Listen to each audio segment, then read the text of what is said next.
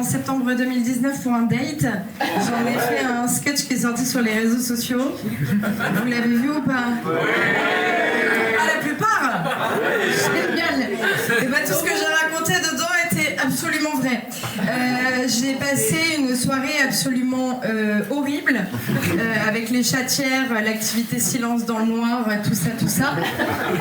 Donc c'était absolument terrible. Donc pourquoi j'ai décidé de revenir? Je sais pas. J'ai reçu un mail il y a quelques semaines d'un cataphile, et au pire, si j'ai pas le redire son nom, on bipera, qui s'appelle.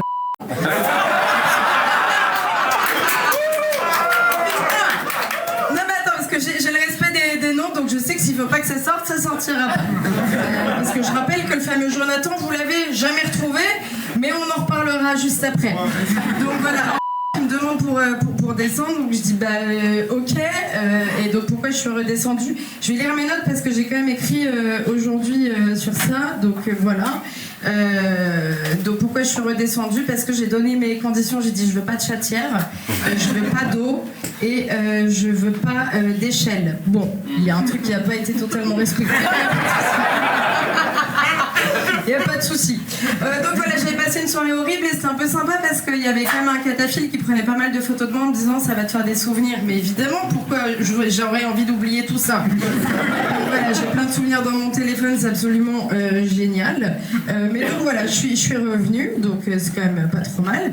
En condition, il m'a juste dit de venir avec des baskets et une lampe frontale. Bon bah figurez-vous que du coup j'avais déjà acheté ma lampe frontale pour ma première descente, puisque c'était déjà dans les conditions de base. Donc voilà, j'ai repris la même. Par ailleurs, je ne sais pas si vous le voyez, mais j'ai encore la marque, parce que je suis vraiment descendue avec. J'ai un trou dans le front. Voilà, c'est une blague que je faisais sur mon passage de quand tu portes une lampe frontale, ça se voit pendant les 48 heures d'après, ou alors on te demande si t'es né à l'aide de forceps. C'est pas là, je l'ai retiré il y a plus d'une heure, j'ai toujours la marque de la lampe frontale sur le front, quoi. Donc voilà, oui, donc lampe frontale que j'avais achetée là. Je rappelle que quand j'étais descendue en 2019, c'était pour un date. Jamais on m'avait demandé d'acheter une lampe frontale pour un date. Au pire, pour un date, moi j'ai acheté une culotte, mais pas une lampe frontale, quoi. Donc voilà. Bon. Alors, dans les premiers trucs que j'avais découverts sur ma dernière descente, c'est que nous on était descendus par l'accès devant le RER. Ok. Voilà. Et donc pas très loin après, il y avait la pierre tombale, une pierre tombale, Philibert Asper. Sauf que moi je savais pas encore que c'était Philibert Asper, je savais pas qui c'était, tu vois. Et moi, donc vraiment le groupe avec qui j'étais, ils étaient vraiment en réunion devant la pierre tombale. Donc j'arrive devant la pierre tombale, je me dis ok, ça doit être un ami à eux. Je me rapproche et là je vois des chiffres romains. Je dis je crois que c'est un tout petit peu plus ancien que ça.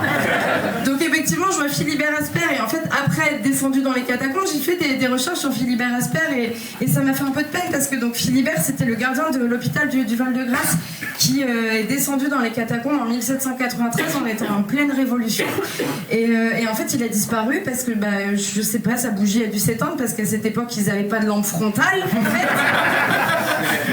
Donc voilà, il n'y avait pas de pile, donc voilà, bon, il est mort. Et ce que j'ai lu sur internet, ça fait un peu froid dans le dos parce que j'ai lu, en pleine tourmente révolutionnaire, sa disparition n'attire guère l'attention. Ça fait quand même. Il a été retrouvé 11 ans plus tard, le pauvre Philibert. Ils l'ont reconnu grâce à son trousseau de clés. Dans tous les articles, il ne parle que des clés. C'est-à-dire que le bon vieux Philibert, on s'en fout, on est juste soulagé d'avoir retrouvé les clés, quoi. Et Philibert, il était marié. Donc tu vois, je me dis, mais attends, quand ils sont allés l'annoncer à sa femme, ça s'est passé comment? Philibert. Oh, mais vous avez retrouvé les clés! Vous savez que devant un public de moldus, je peux pas faire ces blagues. J'adore. Elle est super. Je vais reprendre un petit peu des trucs que je disais sur scène. C'est que donc moi j'ai découvert avant ma première descente dans les catacombes que vous avez des surnoms de cataphiles parce que de ce qu'on m'a expliqué, c'est que vous changez d'identité. Donc voilà, contre mon gré, mon surnom de cataphile c'est Saumon.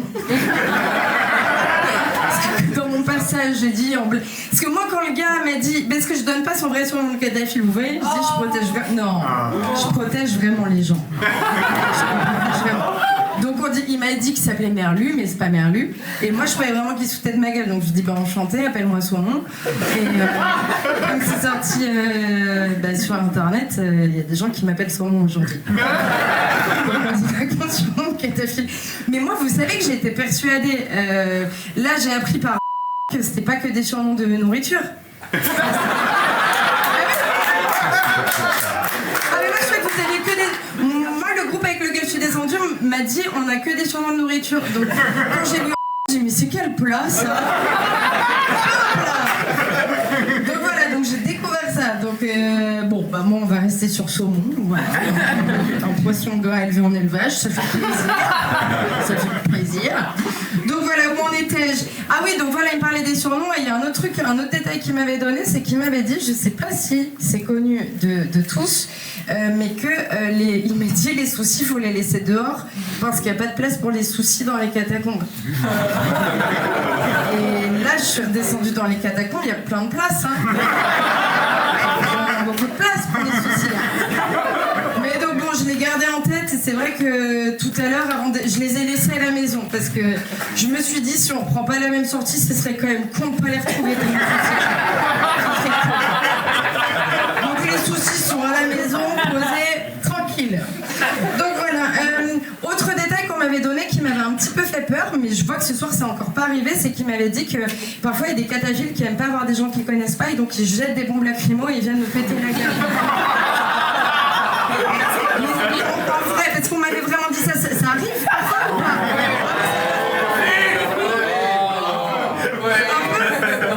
Donc les CRS peuvent être recrutés dans les catacombes ou pas? Ok, bon. Écoutez, espérons que ça n'arrive toujours pas ce soir. Putain, j'avais découvert le champ lexical des katas. Comment ça s'appelle ça? Elles sont où les étoiles? Il est où le soleil? Quel ciel? Le quoi? Le coquillard? Oui. Vas-y, explique-toi. En fait, c'est les coquillages qui sont dans le ciel, dans la prochaine couche. Donc de temps en temps, tu vois des coquillages et des fossiles. Mais tu sais que les coquillages font partie quand même de la lithosphère océanique, ça n'a rien à voir avec le ciel. C'est plutôt dans les bas-fonds. Bah, et c'est peut-être que j'ai pris une goutte de LSD. Merci pour ta participation.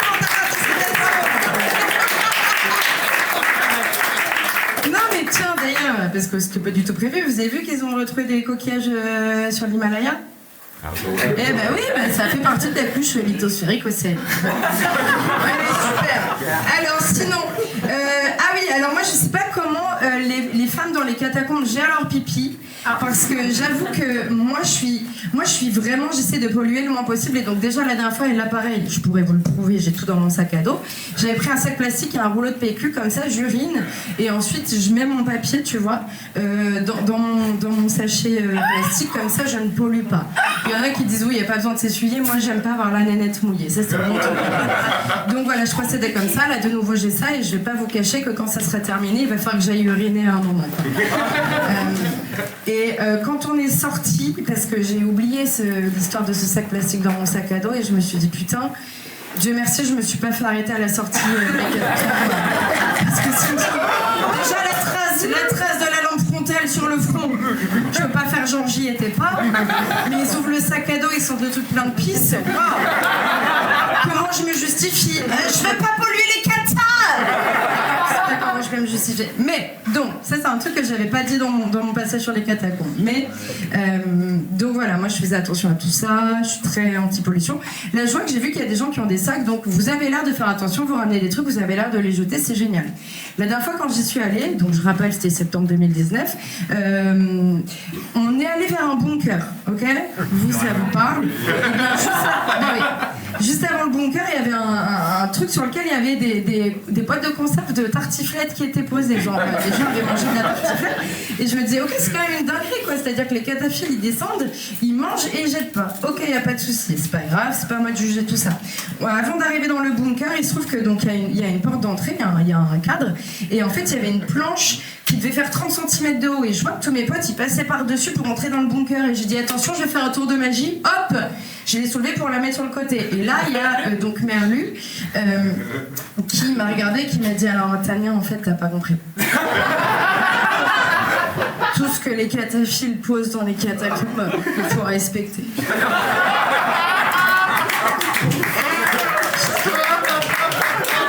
Je dis bien ok, donc les conserves de tartiflette, on va aussi les laisser. Par respect envers les cataphiles. Ouais, bon là, la chute était pas ouf.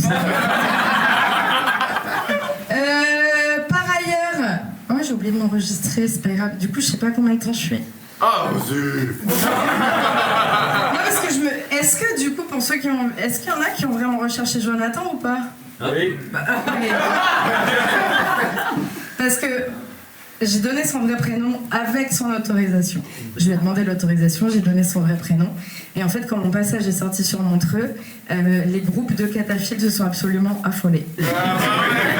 Il m'a envoyé des captures écran des groupes de cataphiles qui cherchaient à savoir qui c'était. Dans ces captures écran, il avait répondu et il y avait son vrai prénom. Il me suit sur les réseaux. Je le suis sur les réseaux. Mais qui ça peut bien être? Vous n'êtes pas des très bons enquêteurs. Hein. Franchement, en termes d'enquête, vous n'êtes pas terrible, quoi. Le dernier truc que je voulais vous raconter, c'est que dans les catacombes, autre truc que j'ai pas dit dans mon passage, c'est qu'à un moment, le groupe nous a perdus. On était perdus dans le truc, sauf que c'était après l'histoire des chatières, sur lesquelles je vais revenir juste après. Donc voilà, on a fait les chatières, c'était des moments horribles, et à un moment, ils nous ont perdus. Et vraiment, donc moi je suis restée calme, j'en ai plus rien à foutre. C'était un moment absolument horrible.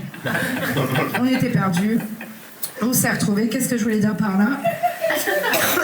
Ouais, il n'y avait pas de blague, bah pardon, tout le temps. Mais donc les chatières, pour revenir. Donc j'en ai fait une première, j'ai fait 2 chatières en vrai, j'ai parlé que d'une dans mon passage. J'ai fait une chatière, j'ai montré une photo à quelqu'un tout à l'heure qui a reconnu où c'était, voilà. Donc c'est une chatière qui est... Pardon? Tu peux pas le dire? Bon, tu peux le dire, hein. Voilà. Ça va. C'est-à-dire que... Non, mais parce que, en fait, pour ceux qui ont vu mon passage, sachez que je n'ai rien inventé. Vraiment, on est arrivé, donc... Le trou est plus petit que moi. Hein. Et vraiment, quand je les ai entendus dire les sacs passent pas, c'est pas les cartons qui passent pas, c'est les sacs. Les sacs passent pas.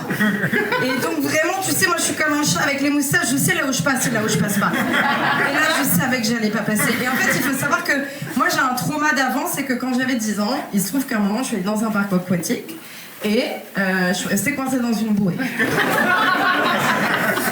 Et le maître nageur a dû arriver en courant et il me tirait de toutes ses forces pendant que mon beau-frère passait sous la bouée pour me pousser par les fesses pour me sortir de la bouée à la vue de tout le monde.